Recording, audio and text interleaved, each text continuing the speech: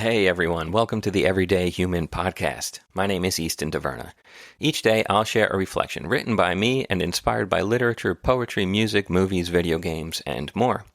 And after that, I'll share a prompt for you to write your own reflection. Together, we'll explore what it means to be human. Every month, we'll walk a new path, taking a look at life, death, the universe, and everything in between. Thanks for coming along. I'm glad you're here. For more, visit eastontaverna.com or join me on Instagram at _everydayhuman. Hello, everyone. It is June 1st. May is over, and so is the month of On Love for the Everyday Human. But we will never be too far from love, will we? And now that we're in a new month, we will be moving on to a new topic, and for June, that is on conflict and courage. In life, we can be sure we'll face conflict, sometimes expected, often not, sometimes externally, and sometimes within ourselves. It's a part of being alive. It's a part of being human. But what's important is how we handle that conflict and how we approach it with courage. These can be defining moments in our lives. This month, we'll look at how we choose courage, how we rise above obstacles to see new paths forward, learning and growing from mistakes when conflict gets the best of us, what you are equipping yourself with for when you must face difficult times or people, and so much more. To kick us off for the month, today's episode is titled, Are You a Human or a Flea? And it was inspired by a quote from Mark Twain's The Tragedy of Pudd'nhead Wilson. And the quote goes like this: Courage is resistance to fear, mastery of fear, not absence of fear. Except a creature be part coward, it is not a compliment to say it is brave. It is merely a loose misapplication of the word. Consider the flea, incomparably the bravest of all the creatures of God. If ignorance of fear were courage, whether you are asleep or awake, he will attack you, caring nothing for the fact that in bulk and strength you are to him, as are the massed armies of the earth to a sucking child. He lives both day and night, and all days and nights, in the very lap of peril and the immediate presence of death, and yet is no more afraid than is the man who walks the streets of a city that was threatened by an earthquake 10 centuries before. When we speak of Clive, Nelson, and Putnam as men who didn't know what fear was, we ought always to add the flea and put him at the head of the procession. All right, that is a great quote, and here is my reflection. 2 worn and weathered signs are bolted into the sea-beaten wall at the cliffs of Moher, dripping rust like blood from the bolts that pin them in place, making the warning feel a bit more real. One, a bright yellow triangle with a bold exclamation mark, reads, Extreme danger, unstable cliff edge. The other, in red letters on a white background, declares, You are now leaving the grounds of the Cliffs of Moher Visitor Center. Exercise extreme caution beyond this point. And all around, as you approach the edges of the cliffs, pictograms spring up like lilies, cautioning climbing or walking too close to the edge.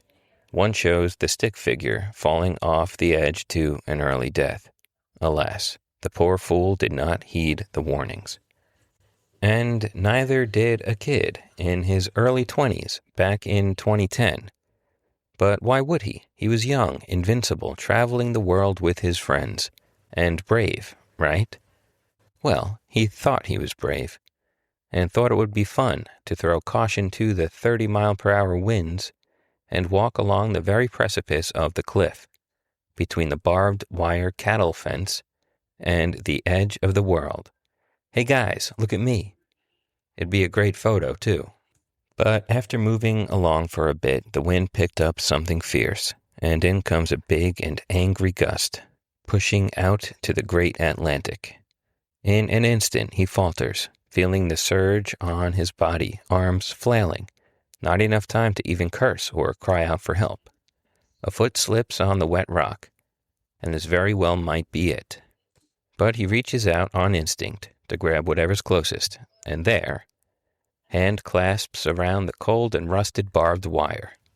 Heart racing, the gust has passed, moving on to wherever the wind goes when it's gone. After a moment, a nervous laugh wells up, and then comes the pain in his hand.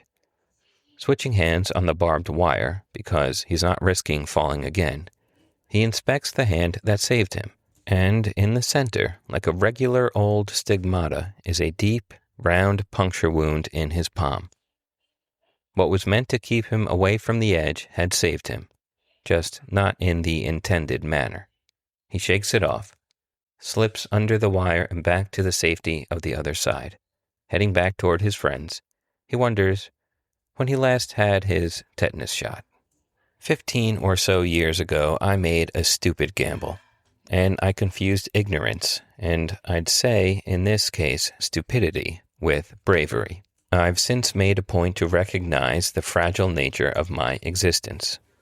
I've learned fear is not some weakness to be purged, but in fact can be a healthy thing. And from this experience, living life on the literal edge, I've been able to better recognize fear, to stop and reflect in the moment, and choose action smartly despite it, or self-preservation. Not long after this trip to Ireland, I was with a friend walking into a convenience store. Two rather large and unsavory men stopped to ogle her. One slapped her backside, grinning drunkenly, and I froze. That same feeling from the cliffs, fear. Something I hadn't known much of, but learned about on that day the barbed wire saved me. And I had a choice then. Step up and tell them to fuck off and risk a beating, or cower and do nothing. It wasn't easy, but I stood up to them. They had some choice words for me, got in my face, as those types like to do, but ultimately slunk away back into their car, calling names out the window as they drove off. You must learn to recognize fear so you can master it. That's where courage comes from. To think you're without fear, or that it's only something that happens to others, is foolish. That is a weakness. So feel your fears, face them so you can resist and tame them. After all, you wouldn't want to be a flea, would you? And there ends today's reflection. Life is going to throw all manner of conflict at you.